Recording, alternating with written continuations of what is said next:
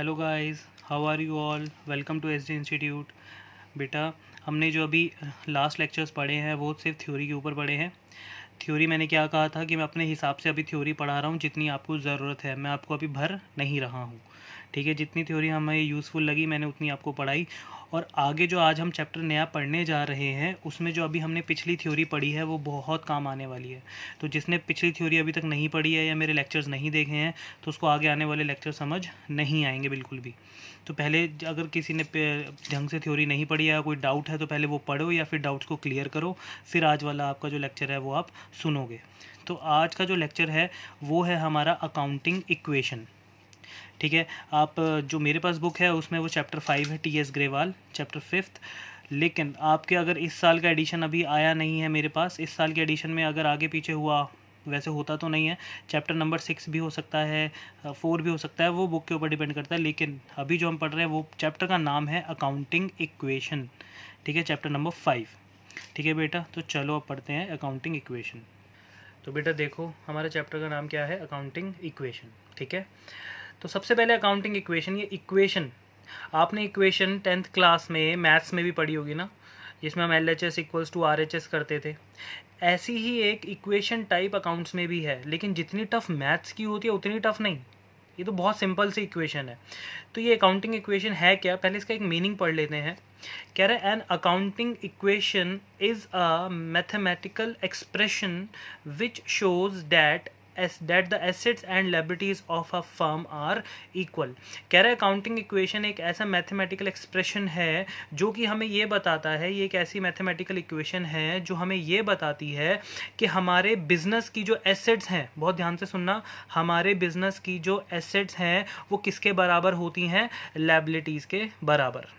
ठीक है बेटा, ये बिज़नेस का रूल होता है और रूल्स आपको फॉलो करने पड़ते हैं। जो आपके बुक्स में लिखा गया है वो आपको फॉलो करना पड़ता है। आप इसके ऊपर क्वेश्चनिंग नहीं कर सकते कि सर ऐसा क्यों होता है, किस लिए होता है। बिज़नेस का रूल क्या कहता है, बिज़नेस का रूल कहता है कि हमारी जो एसेट्स हैं वो हमारी लायबिलिटीज़ के बराबर होनी चाहिए। ठीक है बेटा, तो ये रूल है, तो इसको आपको मानना पड़ेगा। तो इक्वेशन क्या बनी, तो हमारी इक्वेशन कुछ इस तरीके से बनी, जो क्वेश्चन इसमें कहा गया है मीनिंग में, तो वो कह रहा है कि हमारी जो एसेट्स हैं वो बराबर होनी चाहिए हमारी लायबिलिटीज़ के। लायबिलिटीज़ मैंने आपको पहले ही बताया था, लायबिलिटीज़ का मतलब होता है बिजनेस जब उधार लेता है। बिजनेस दो लोगों से उधार लेता है, एक इंटरनल और एक एक्सटर्नल। इंटरनल कौन होता है, ऑनर। ऑनर से जो भी पैसा लेता है उसका नाम क्या था, उसका नाम था कैपिटल। ठीक है बेटा, ऑनर से जो बिजनेस उधार लेता है उसको हम क्या बोलते हैं, कैपिटल। ये एक इंटरनल लायबिलिटी है। प्लस एक्सटर्नल लायबिलिटी को किस नाम से लिखेंगे हम, सिर्फ लायबिलिटीज़ के नाम से। तो assets equals to capital plus liabilities. कुछ बच्चे कह रहे हैं कि सर ऊपर लिखा है कि एसेट्स बराबर है लायबिलिटीज़ के, अब आपने यहाँ पे कैपिटल भी लिख दिया और साथ में लायबिलिटीज़ भी लिखा है। बेटा देखो, इन दोनों को मिला के टोटल लायबिलिटीज़ ही आता है। इन दोनों का मतलब लायबिलिटीज़ है, कैपिटल भी लायबिलिटी होता है और लायबिलिटी, एक्सटर्नल लायबिलिटी को हम लायबिलिटी बोलते हैं। सर इसको आप ना लिखते, खाली यहाँ पे लायबिलिटी लिख देते। बेटा बहुत ध्यान से सुनो, वैसे तो इंटरनल और एक्सटर्नल दोनों ही लायबिलिटीज़ हैं। मैंने अलग अलग क्यों लिखा, इंटरनल को अलग लिखा है, एक्सटर्नल को अलग लिखा है, उसका रीज़न एक है कि अगर आपको कैसे पता पड़ेगा, अगर आप खाली यहाँ पे एक लायबिलिटी लिखो तो आपको दिक्कत हो जाएगी ये बताने में कि बिज़नेस जो उधार ले रहा है उसमें ऑनर का कितना है और उसमें बाहर वालों का कितना है। ठीक है, इसलिए हमने कोई दिक्कत ना हो इसलिए हमने लायबिलिटी को अलग अलग लिख दिया। इंटरनल लायबिलिटी यानी जो ऑनर ने उधार दिया है कैपिटल, उसको अलग लिख दिया, और बाहर वालों का जो उधार है उसको हमने अलग लिख दिया। ठीक है, इससे फॉर्मूला क्या बनता है, assets equals to capital plus liabilities. ठीक है बेटा, अब फॉर्मूले में ये जो कैपिटल है, कैपिटल का एक और नाम होता है, इसको हम बोलते हैं आउटसाइडर्स, सॉरी आउटसाइडर नहीं, ऑनर्स इक्विटी। ये जो कैपिटल है इसका दूसरा नाम होता है ऑनर्स इक्विटी।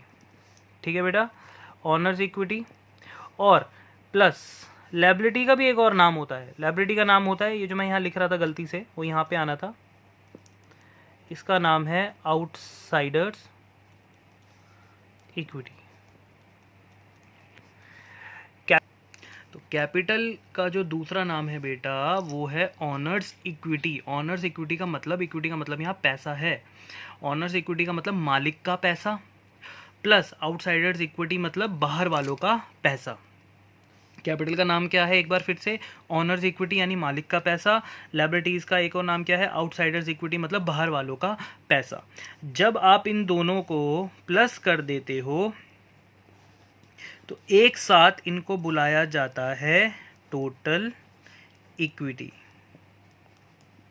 या फिर इसको हम बोल सकते हैं टोटल लायबिलिटी। तो इसलिए हमारा जो फॉर्मूला बनता है वो बनता है एसेट्स इक्वल्स टू लायबिलिटी। जो ऊपर आप देखिए यहाँ पर हमने जो इस डेफिनेशन में मीनिंग में पढ़ा वो ये था, अकाउंटिंग एक मैथमेटिकल एक्सप्रेशन है which shows that the assets and liabilities of the firm are equal. तो ये जो मैंने फार्मूला यहाँ पे लिखा वो इस चीज़ को प्रूव करता है। क्लियर है? तो फार्मूला जो हमें आगे यूज़ करना है क्वेश्चंस में वो यूज़ यही करना है। ठीक है, तो आपको ये बिल्कुल क्लियर हो गया होगा। एसेट्स इक्वल्स टू लायबिलिटीज़ यानी कैपिटल प्लस लायबिलिटीज़। कैपिटल का दूसरा नाम ऑनर्स इक्विटी मालिक का पैसा, लायबिलिटीज़ का दूसरा नाम आउटसाइडर्स इक्विटी यानी बाहर वालों का पैसा। जब इन दोनों को प्लस कर देते हैं तो बन जाता है टोटल इक्विटी। टोटल इक्विटी को हम क्या लिख सकते हैं, टोटल लायबिलिटी। तो एसेट्स इक्वल्स टू लायबिलिटी। ठीक है बेटा, अब ये तो था फॉर्मूला। अब इसी फॉर्मूला में हमने क्वेश्चंस को करना है सिर्फ एक ही फॉर्मूला में, तो इसलिए अकाउंटिंग इक्वेशन इजी होता है। ठीक है, तो पहले इसके और कॉन्सेप्ट समझने से पहले हम समझ लेते हैं कि अकाउंटिंग इक्वेशन जब हम सॉल्व करेंगे तो उसका फॉर्मेट कैसा होगा। तो ये देखो बेटा, उसका जब हम फॉर्मेट बनाएंगे तो तो बेटा ये मैंने बना दिया है फॉर्मेट। ठीक है, तो फॉर्मेट है, जब भी आप क्वेश्चन करना अभी हम स्टार्ट करेंगे उससे पहले हमें बहुत कुछ समझना है अभी। तो फॉर्मेट हमारा कुछ इस तरीके से होगा। अकाउंट्स में, अकाउंट्स नाम से ही पता पड़ रहा है फॉर्मेट के ऊपर होता है पूरा। अगर आपने फॉर्मेट आपके नीट एंड क्लीन नहीं है, अगर आपने फॉर्मेट में गलती की है तो एग्ज़ाम में आपके मार्क्स कट जाएंगे। आपको बहुत तरीके से, जैसे मैं सिखा रहा हूँ अकाउंट्स बनाना, आपको वैसे ही बनाने हैं। कहीं कोई शॉर्टकट यूज़ नहीं करना है। बहुत सारी चीज़ें आपको आगे जाके अभी पता पड़ेंगी, तो बच्चे क्या करते हैं वहाँ वो चीज़ें यूज़ करने लग जाते हैं जो कि गलत होता है। आप किसी भी फॉर्मेट के साथ छेड़छाड़ नहीं कर सकते, किसी भी फॉर्मेट को अपनी तरफ से नहीं बना सकते, क्योंकि ये सारे के सारे फॉर्मेट जो होते हैं ये सारे गवर्नमेंट जो लॉज होते हैं हमारे उसके अंदर ये पूरे अप्रूव्ड होते हैं। ठीक है, ऐसे ही नोटिंग हम आप जहाँ भी अकाउंट्स पढ़ोगे आपको ऐसे ही फॉर्मेट्स मिलेंगे। ठीक है, तो आपको उन्हें ही फॉलो करना, अपनी तरफ से आप अकाउंट्स नहीं बना सकते। तो इसलिए जो भी मैं अकाउंट बनाऊँ बहुत तरीके से देखा जाएगा। ठीक है, बहुत तरीके से जब मैं होमवर्क दूंगा उसको वैसे ही तरीके से नीट एंड क्लीन आप मुझे शो करोगे। ठीक है, अकाउंट्स में ये चीज़ें बहुत ज़्यादा मायने रखती हैं। ठीक है बेटा, तो सबसे पहले ऊपर आप लिखेंगे क्वेश्चन करने से पहले अकाउंटिंग इक्वेशन, फिर एक कॉलम बनेगा सीरियल नंबर का, फिर एक कॉलम बनेगा ट्रांजैक्शंस का, और फिर एक कॉलम जो बनेगा बड़ा सा उसके अंदर वो पूरा फार्मूला जो अभी हमने पढ़ा वो पूरा फार्मूला हम लिख देंगे। एसेट्स इक्वल्स टू में लायबिलिटीज़ प्लस में कैपिटल। एसेट्स का कॉलम हमेशा बड़ा रखा जाता है, वो मैं अभी आपको समझाऊंगा क्यों। लायबिलिटीज़ प्लस में कैपिटल। सर अभी आपने ऊपर लिखवाया कैपिटल प्लस में लायबिलिटी, बेटा प्लस है ना, आगे पीछे कर सकते हो, कोई प्रॉब्लम नहीं है। चाहे आप कैपिटल प्लस लायबिलिटी लिखो, चाहे आप लायबिलिटीज़ प्लस कैपिटल लिखो, कोई प्रॉब्लम नहीं है। तो ये था हमारा फॉर्मेट। अब आगे के कॉन्सेप्ट हम सीखते हैं बच्चों। तो अभी हम आगे कॉन्सेप्ट पढ़ने से पहले ये जान लेते हैं, वैसे मैंने पीछे पढ़ाया है, मैं एक बार दोबारा रिवाइज करवाता हूँ। मैंने आपको एसेट्स बताई थी, कौन कौन सी एसेट्स बताई थी बेटा? एक मैंने आपको बताई थी करंट और एक बताई थी मैंने आपको नॉन करंट, ये एसेट्स बताई थी। अब यहाँ पे करंट नॉन करंट में डिफ्रेंशिएट नहीं करना है, यहाँ पे आपको एसेट्स के बारे में पता होना चाहिए कि हमारी एसेट होती कौन कौन सी हैं, करंट और नॉन करंट मिलाकर। तो कैश हमारी एसेट है। मैंने आपको बताया था, एक चीज़ अपने दिमाग में डाल लो, जिस चीज़ से भी बिज़नेस को पैसा मिलेगा, जिस चीज़ से भी बिज़नेस को पैसा मिल सकता है वो बिज़नेस के लिए एसेट होती है। कैश, पैसा तो कैश है तो एसेट ही होगा। कैश के बाद बैंक, बैंक को भी हम यहाँ पे एसेट में ही इंक्लूड करते हैं। और बिल्डिंग, बिल्डिंग बेचोगे मार्केट में पैसा मिलेगा भैया, मोनेटरी वैल्यू अटैच है। मोनेटरी वैल्यू मतलब पैसों की वैल्यू। लैंड, फर्नीचर, गुडविल सिखाया था टेंजिबल इंटेंजिबल एसेट्स में, ठीक है। ये और भी हमारे पास हमारे कार, मोटरसाइकिल, बिजनेस अगर अपने लिए ख़रीद रहा है तो ये सारी चीज़ें उसके लिए क्या है, उसकी एसेट्स, ठीक है बेटा। तो ये यहाँ पे मैंने लिखी हैं आपकी कुछ एसेट्स, और भी आपको पता होनी चाहिए। एसेट को पहचानने का एक सिंपल सा तरीका है बिज़नेस की अपनी प्रॉपर्टी, जिससे बिज़नेस को पैसा मिल सकता है, ठीक है, ठीक है बेटा। तो ये हमारी एसेट्स। अब एसेट्स के बाद आती है बारी लायबिलिटीज़। मैंने लायबिलिटीज़ भी आपको 2 टाइप की ही पढ़ाई थी। कौन कौन सी? Current and non current. तो इसमें क्या क्या चीज़ें आती हैं लायबिलिटी? तो अब यहाँ पे करंट नॉन करंट हमारी लायबिलिटी है सेम। तो मतलब किससे है? शॉर्ट टर्म, मतलब हमारा क्रेडिटर्स, हमारा लोन, अगर हम लोन ले रहे हैं बैंक लोन, ठीक है, तो और हम किसी से भी उधार ले रहे हैं, क्रेडिटर्स, और बिल्स पेबल, ये मैंने आपको बताया था अभी लास्ट लेक्चर में। ये सारी चीज़ें जो हैं ये हमारे लिए लायबिलिटीज़ होती हैं, ठीक है। आपको 1-2 लायबिलिटीज़ अभी मैं और नए नाम आएंगे इसमें, तो मैं वो भी आपको सिखाऊंगा, लेकिन आगे जब मैं कॉन्सेप्ट समझाऊंगा उसमें, ठीक है। तो ये तो थी हमारी लायबिलिटीज़। अब लायबिलिटीज़ के बाद बारी आती है कैपिटल की। कैपिटल का कोई टाइप नहीं है, करंट नॉन करंट ऐसा कुछ नहीं होता। कैपिटल को यहाँ पे शो किया गया है ऑनर के पॉइंट ऑफ व्यू से, मतलब मालिक। मैंने क्या कहा था? बिजनेस और उसका ऑनर दोनों अलग अलग होते हैं। बिजनेस खुद को क्या मानता है? एक पर्सन, और उसके लिए हर एक बंदा उससे अलग है। उसका ऑनर उसके लिए एम्प्लॉय है, उसके अंदर जो एम्प्लॉयज़ काम करते हैं वो भी उसके लिए एम्प्लॉयज़ ही हैं, क्योंकि बिजनेस खुद को क्या मान रहा है? एक पर्सन मान रहा है, ठीक है।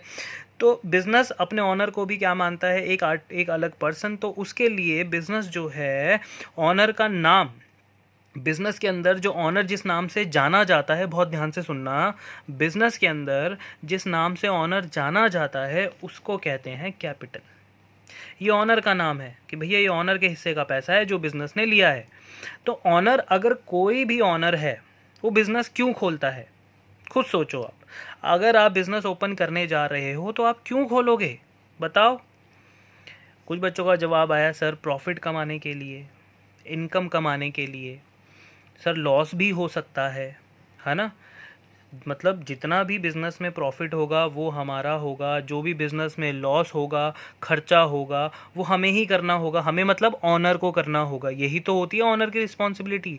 वो बिज़नेस किस लिए खोलता है? वो बिज़नेस खोलता है ताकि वो प्रॉफिट कमा सके, या फिर अगर प्रॉफिट कमाएगा तो उसको अपने लॉसेस को भी बियर करना पड़ेगा, सारे लॉसेस भी वही झेलेगा, ठीक है। प्रॉफिट को हम इनकम का नाम दे सकते हैं, लॉसेस को हम एक्सपेंसेस का नाम दे सकते हैं, एक्सपेंसेस, और प्रॉफिट को हम किसका नाम दे सकते हैं बेटा? इनकम का। प्रॉफिट को इनकम का नाम दे सकते हैं, लॉसेस को एक्सपेंसेस का। एक्सपेंसेस मतलब खर्चे। खर्चे का अगर मैं एग्जांपल लूँ, खर्चे का मतलब क्या हुआ? खर्च, एक्सपेंसेस को एक्सपेंसेस क्यों कहते हैं? कभी सोचा आप लोगों ने खर्चे को खर्चा क्यों कहते हैं? एक बात बताओ, आपका दोस्त आपके पास आया, उसने आपसे 500 रुपये मांगे और उसने कहा मैं 1 हफ्ते बाद आपको वापस दे दूंगा। 1 हफ्ते बाद उसने आपको 500 रुपये वापस दे भी दिए। क्या आपका खर्चा हुआ ये? नहीं सर, ये खर्चा तो नहीं हुआ, क्योंकि पैसे तो आपको वापस मिल गए। आपने, आपके घर में आपका मान लो जो आपने वाईफाई लगवा रखा है उसका बिल आ गया, रिचार्ज करवाना है 500 रुपये का। आपने उसका मंथली रिचार्ज करवाया 500 रुपये का, 1 महीने पूरा यूज़ कर लिया। क्या जैसे ही महीना ख़त्म होगा क्या आपको 500 रुपये वापस मिलेंगे? क्यों नहीं मिलेंगे? क्यों नहीं मिलेंगे? उसका एक ही रीज़न है, सर हमने सर्विस ले ली, हमारा खर्चा हो गया।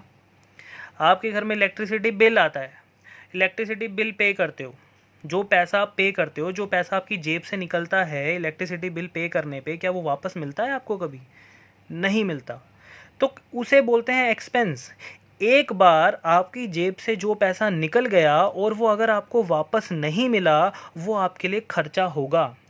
लेकिन जो पैसा आपकी जेब से निकल गया और वो आपको वापस भी मिल गया, उसको एक्सपेंस हम नहीं कहते। समझ गए? एक्सपेंसेस का मतलब पैसा जेब से निकला और वापस नहीं मिला। तो बिज़नेस की अगर हम बात करें, बिज़नेस एम्प्लॉयज़ को सैलरी देता है, बिज़नेस इलेक्ट्रिसिटी बिल पे करता है, टेलीफोन चार्जेस पे करता है और भी बहुत सारे लीगल एक्सपेंसेस पे करता है, तो बिज़नेस को वो पैसा वापस नहीं मिलता। एम्प्लॉयज़ से 1 महीना काम करवाने के बाद एम्प्लॉय सैलरी वापस नहीं करते, तो इसलिए बिज़नेस के वो क्या होते हैं? एक्सपेंसेस। समझ आती है बात? अब एक्सपेंसेस मैंने कैपिटल में क्यों लिखा या इनकम मैंने कैपिटल में ही क्यों लिखी, ये भी सवाल है। अगर मान लो मेरे कोचिंग में मैंने 3 टीचर रखे पढ़ाने के लिए, कि मैंने कहा आप आओ 10th क्लास पढ़ाओ, 12th पढ़ाओ, मैंने उनको टीचर को हायर कर लिया। अब मैंने उनको सैलरी पे रखा, मैंने कहा आपकी 10,000 पर मंथ सैलरी होगी। अब मानो उस साल बस 2 बच्चे पढ़ने आते हैं, ठीक है, जिनकी फ़ीस है मान लो 2,000 हुए, तो क्या जब वो 2,000 फ़ीस देंगे, अगले महीने जब मैं उस अपने जो मेरा एम्प्लॉई है जिसको मैंने हायर किया है टीचर को, क्या मैं उसको 2,000 रुपये दूंगा? मैं उसको ये कहूँगा कि भैया मैंने 2,000 सैलरी तो बोली थी लेकिन बच्चे तो 2 ही आए हैं, आप 2,000 में मान जाओ। क्या वो मानेगा? नहीं, वो कहेगा भैया आपने मुझे सैलरी पे रखा है, आपने कहा था 10,000 रुपये मैं दूंगा, चाहे बच्चे आएँ चाहे ना आएँ, मुझे देना पड़ेगा उसको। तो मैं अपनी जेब से, अब मैं मतलब ऑनर अपनी जेब से उसको पूरे की पूरी 10,000 रुपये सैलरी देगा। तो ऑनर जो होता है बिजनेस में सारे के सारे खर्चे बियर करता है, चाहे उसको प्रॉफिट हो रहा हो चाहे लॉस हो रहा हो, बिजनेस को खर्चे बियर करने पड़ते हैं, ऑनर को खर्चे बियर करने पड़ते हैं, ऑनर को सारे खर्चे अपनी जेब से देने होते हैं। तो इसलिए लॉसेस किसके सर मारे जाते हैं? ऑनर के सर, यानी कैपिटल। तो और अगर बिजनेस में ऑनर यानी कैपिटल सारे खर्चे बियर कर रहा है, तो प्रॉफिट भी किसको मिलना चाहिए? फिर सारी इनकम भी किसको मिलनी चाहिए? ऑनर को मिलनी चाहिए, यानी कैपिटल। ठीक है, तो कैपिटल का रोल प्ले किया जाता है प्रॉफिट कमाने के लिए और खर्चों को यानी नुकसान को झेलने के लिए। समझ आती है बात बेटा? कैपिटल क्लियर है? ठीक है बेटा, चलिए अब आगे के हम कॉन्सेप्ट सीखते हैं। तो बेटा अब हमें क्वेश्चंस कैसे करने हैं, लेकिन उससे पहले हमें कुछ और सीखना होगा, कॉन्सेप्ट को सीखना होगा। बहुत ध्यान से सुनना, कॉन्सेप्ट इतना ज़्यादा इम्पॉर्टेंट है अकाउंट्स में, अगर आपने उसको नहीं सीखा तो अकाउंट्स आपको 11th या 12th और आगे आने वाले जितने भी क्लासेस हैं नहीं समझ आएंगे। बहुत बहुत ज़्यादा डिफ़िकल्टी हो जाएगी जब तक आप कॉन्सेप्ट नहीं सीखोगे। तो how to deal with question के साथ हमें कैसे निपटना है, उससे पहले कॉन्सेप्ट देख रहे हैं हम क्या है।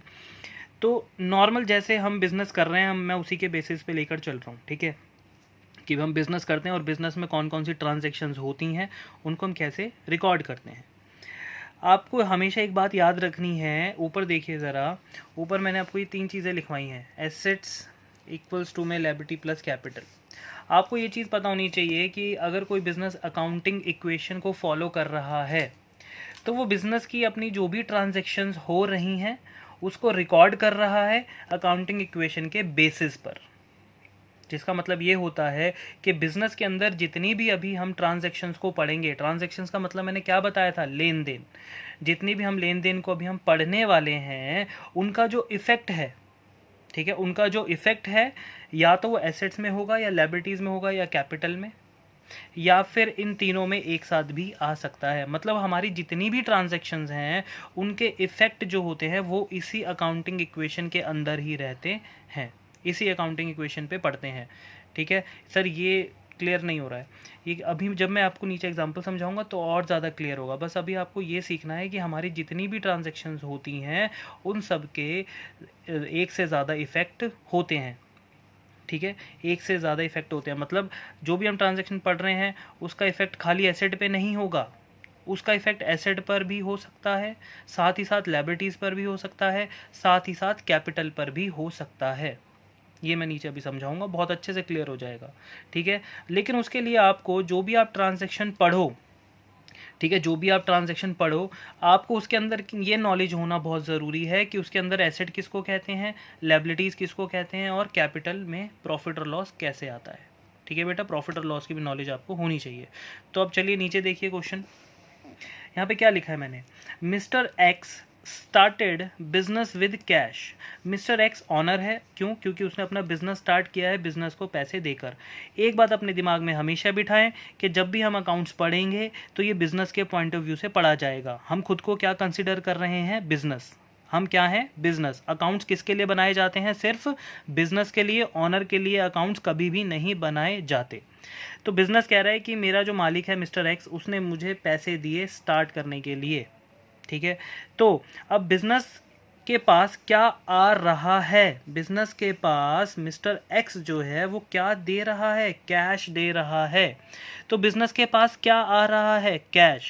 तो चलिए, बिजनेस के पास कैश जो है वो प्लस क्वांटिटी में, मतलब आ रहा है तो बढ़ेगा। अब आपको ये बताना है कि ऊपर जो मैंने 3 चीज़ें लिखी हैं उसमें कैश किस में आता है, एसेट में आता है, लायबिलिटीज़ में, या फिर कैपिटल में। तो बच्चों ने कहा सर ये देखिए आपने कैश लिखा है, तो कैश का नेचर क्या है, एसेट। कैश किसका पार्ट है, एसेट का। तो यहाँ पर हम क्या लिख देंगे, एसेट, यानी हमारी एसेट भी बढ़ गई, कैश बढ़ा, एसेट बढ़ी। दूसरा इफेक्ट, मैंने क्या कहा था, हर एक ट्रांजैक्शन का सिंगल इफेक्ट तो होगा नहीं, जो पूरी इक्वेशन मैंने लिखवा रखी है उसमें होगा। तो अभी ये एक इफेक्ट है। तो मिस्टर एक्स ने बिजनेस को स्टार्ट किया और बिजनेस के पास पैसा आया। बिजनेस को पैसा किसने दिया, बताओ मुझे, बिजनेस को पैसा किसने दिया, उसके मालिक ने दिया। हमें पैसा, हमें बिजनेस, खुद को क्या मानना है हमेशा, बिजनेस, हम बिजनेस है। हमें पैसा किसने दिया, हमारे मालिक ने, ऑनर ने। ऑनर ने हमें पैसा दिया, इसका मतलब क्या हुआ कि हमने अपने ऑनर से पैसा उधार लिया। और जब भी हम अपने ऑनर से, हम मतलब बिजनेस जब भी अपने ऑनर से पैसा उधार लेता है उसको क्या बोलते हैं, उसको हम बोलते हैं कैपिटल। देखिए ऊपर लिख रखा है मैंने, कैपिटल, इंटरनल लायबिलिटी, उसका नाम है कैपिटल।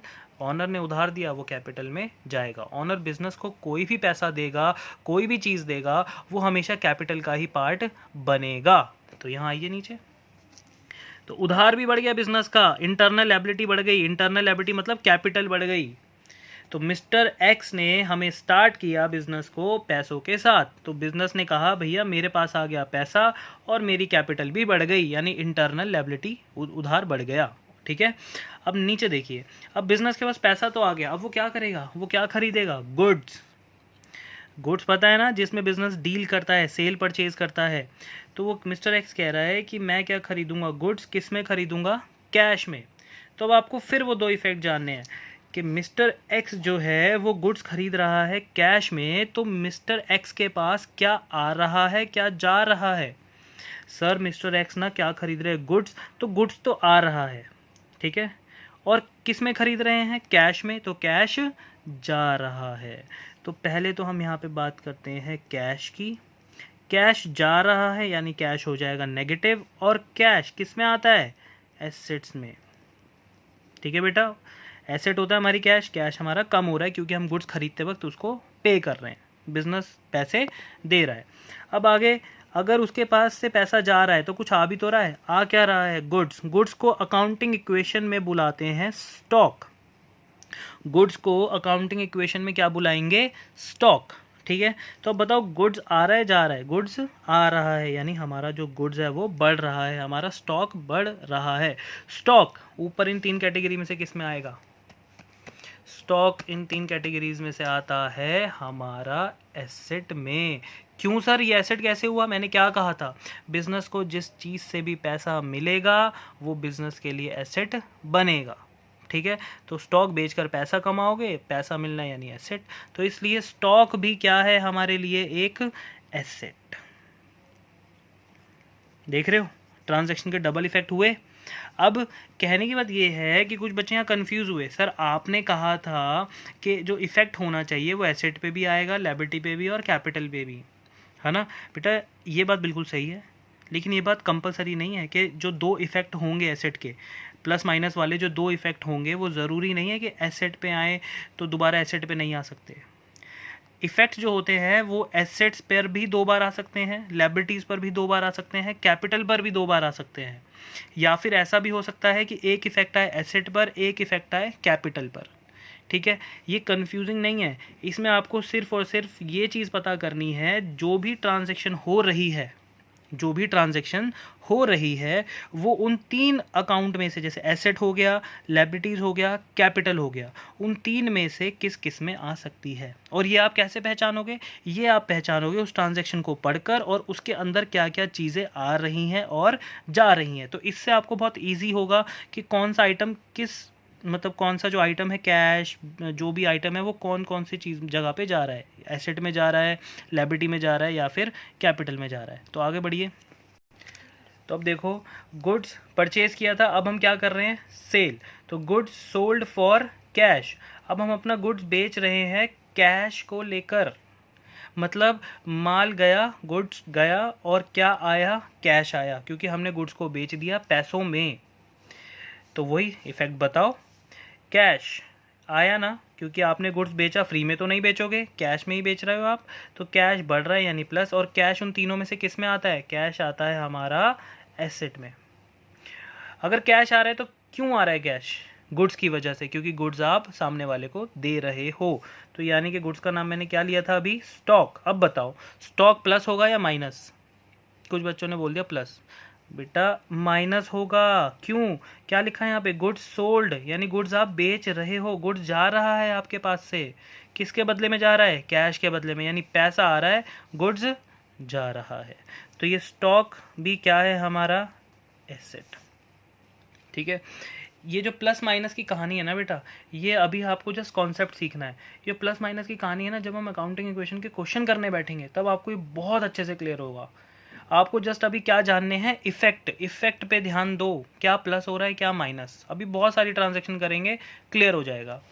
यहाँ देखो, कह रहे goods purchased from mister Amit for cash, कह रहे हमने गुड्स खरीदा, परचेज ही आ गया, किससे खरीदा, मिस्टर अमित से, कैश में। पीछे भी परचेज की एंट्री थी, पीछे वाले में इस वाले में सिर्फ इतना सा डिफरेंस है, मैंने एक यहाँ पे नाम लिख दिया जिससे हम गुड्स खरीद रहे हैं, और कुछ नहीं किया मैंने। ठीक है, तो इफेक्ट वही है सेम, इफेक्ट में कोई चेंज नहीं। आप क्या खरीद रहे हो, गुड्स खरीद रहे हो, गुड्स क्या होता है, स्टॉक। अब स्टॉक आ रहा है जा रहा है, खरीदने का मतलब होता है गुड्स आ रहा है, तो स्टॉक प्लस स्टॉक क्या होता है, हमारी एसेट्स बढ़ गई। किससे खरीद रहे हो, मिस्टर अमित से, किस में खरीद रहे हो, पैसों में खरीद रहे हो।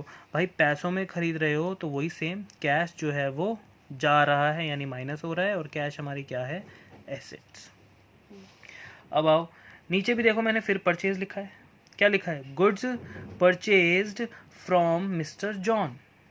गुड्स किससे खरीदा जा रहा है, मिस्टर जॉन से। क्या आप कोई बच्चा मुझे बताएगा कि ये गुड्स जो हम मिस्टर जॉन से खरीद रहे हैं क्या वो कैश है या फिर वो क्रेडिट, बताओ। कुछ बच्चों का जवाब आ रहा है कैश, कुछ बच्चे सोच रहे हैं क्रेडिट, बट यहाँ लिखा तो नहीं ना, है ना। अब मैं आपको अकाउंट्स का एक कॉन्सेप्ट समझाता हूँ, एक रूल समझाता हूँ।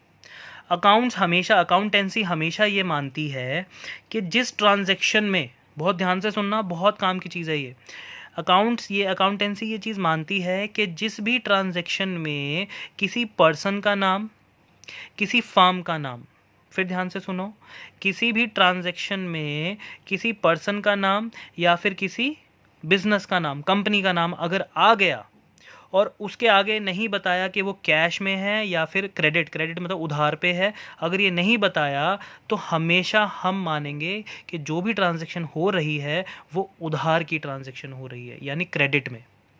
ठीक है, अगर किसी भी ट्रांजैक्शन में आपको नाम दिख गया और आगे कैश और क्रेडिट नहीं लिखा तो वो ट्रांजैक्शन हमेशा क्रेडिट की मानी जाती है, ये अकाउंटेंसी का रूल है। तो अब हम मिस्टर जॉन से जो गुड्स खरीद रहे हैं बेटा, वो हम खरीद रहे हैं उधार। ठीक है, अगर हम उधार भी गुड्स खरीद रहे हैं, इफेक्ट जानते हैं, अगर हम उधार भी गुड्स खरीद रहे हैं तो हमारे पास गुड्स तब भी आ रहा है, स्टॉक तो आ ही रहा है ना, तो स्टॉक तो बढ़ेगा, उधार भी गुड्स खरीद रहे हो।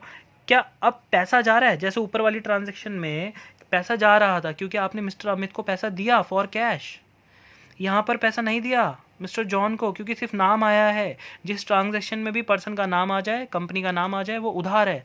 मिस्टर जॉन को आपने पैसा नहीं दिया, यानी कि मिस्टर जॉन से आपने उधार खरीदा। मिस्टर जॉन से अगर आपने उधार खरीदा तो बताओ, assets plus liabilities plus capital equals to liability plus capital. तो बताओ मिस्टर जॉन इन तीनों में से किस में गए, मिस्टर जॉन गए लायबिलिटीज़ में, क्योंकि आप जिस पर्सन से उधार लेते हो, बाहर का जो बिजनेस के बाहर का पर्सन है वो लायबिलिटी हो जाता है। उधार लिया है आपने मिस्टर जॉन से, तो मिस्टर जॉन क्या है, लायबिलिटी। तो यहाँ पे आपने मिस्टर जॉन मैंने क्या सिखाया था, मिस्टर जॉन लायबिलिटी। हम जिस पर्सन से भी गुड्स उधार लेते हैं उसका नाम सिखाया था मैंने, क्रेडिटर, याद आया? क्रेडिटर, जिस पर्सन से हम गुड्स उधार लेते हैं, तो मिस्टर जॉन हमारा क्रेडिटर है और क्रेडिटर हमारी लायबिलिटी है। अब आप मुझे एक बात बताओ, लायबिलिटी यहाँ पे बढ़ रही है घट रही है? सर बढ़ रही है, क्योंकि आपने उधार लिया है। समझ आया इफेक्ट, है ना? अब आइए नेक्स्ट, कह रहा है कि गुड्स जो थे, हमने goods purchase from ABC limited, goods purchase from ABC company का नाम है ये। अब बताओ गुड्स उधार है या कैश है? सर उधार है। कैसे पता पड़ा? सर आपने भी बोला कंपनी हो चाहे पर्सन हो, अगर नाम आ गया और आगे डिफाइन नहीं है कि वो कैश में है या क्रेडिट में, तो हमेशा क्रेडिट मानेंगे। तो यानी कि हमने यहाँ पे कंपनी से गुड्स खरीदे, स्टॉक तो तब भी आ रहा है, स्टॉक बढ़ गया, गुड्स आ गया, एसेट्स बढ़ गई इसका मतलब। और ABC कंपनी जो है, लिमिटेड जो है, ये हमारी दोबारा से क्या बन गई? क्रेडिटर, क्योंकि हमें गुड्स उधार दे रही है, यानी कि हमारी जो लायबिलिटी है वो बढ़ रही है। क्लियर है? चलिए बेटा, अभी तक हम बात कर रहे थे गुड्स परचेज की, अब बात करेंगे सेल्स की। अब देखिए यहाँ पे सेल और परचेज में सिर्फ इतना ही डिफरेंस है, परचेज में गुड्स खरीदे जाते हैं, सेल में बेचे जाते हैं, बाकी कॉन्सेप्ट में कोई भी वो नहीं होगा चेंजेस। कैश है तो कैश, उधार है तो उधार, same. Goods sold to Harry for cash, बस नाम आया है, नाम आया है, क्या उधार की एंट्री होगी? नहीं सर, आगे क्या लिखा है? डिफाइन कर दिया कैश है, तो अगर डिफाइन कर दिया तो कैश ही मानेंगे। अब आप गुड्स बेच रहे हो ना, बेच रहे हो तो भैया स्टॉक तो जा रहा है, माल आपके पास से चला गया, यानी आपकी एसेट तो जा रही है आपके पास से, लेकिन क्या आ रहा है? आप मिस्टर हैरी को पैसों में गुड्स बेच रहे हो भैया, तो पैसा आपके पास आ रहा है, आपकी एसेट बढ़ रही है। क्लियर है? अब जरा नीचे देखिए, sold goods to mister Kumar, नाम आ गया ट्रांजैक्शन में, कैश है क्रेडिट है? क्रेडिट है, क्योंकि डिफाइन नहीं किया उसने। तो हम मिस्टर कुमार को गुड्स बेच रहे हैं, लेकिन इस बार पैसे नहीं ले रहे, उधार बेच रहे हैं, बाद में ले लेंगे, है ना? बेच क्या रहे हैं? गुड्स। भैया गुड्स अगर बेच रहे हो तो स्टॉक जा तो रहा है, चाहे कैश में बेचो चाहे क्रेडिट में बेचो, स्टॉक तो जाएगा। तो स्टॉक हमारा चला गया, हमारी एसेट जो है वो कम हो गई। क्या पैसा आया? नहीं, उधार बेचा है।